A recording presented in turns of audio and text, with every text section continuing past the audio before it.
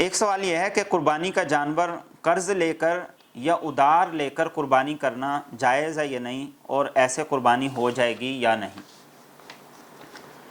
دو باتیں ذہن کے اندر رکھیں، ایک ہے صاحب نصاب اور ایک وہ شخص ہے جس پر قربانی واجب نہیں۔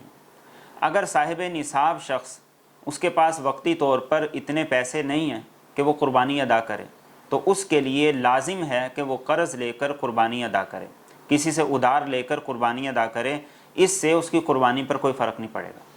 اور اگر ایسا شخص ہے جس پر قربانی لازم نہیں ہے، صاحب نصاب نہیں ہے، تو ایسے شخص کے لیے حکم یہ ہے کہ اگر وہ آسانی کے ساتھ بعد میں قرضہ ادا کر سکتا ہے، پھر تو وہ قربانی کرنے کے لیے قرض لے لے اور بعد میں قرضہ آسانی سے ادا کر لے۔ لیکن اگر وہ آسانی کے ساتھ قرضہ ادا نہیں کر سکتا تو اس کے لیے بہتر یہ ہے کہ وہ قرض لے کر قربانی نہ کرے، ورنہ بعد کے اندر وہ مشقت کے اندر پڑ جائے گا۔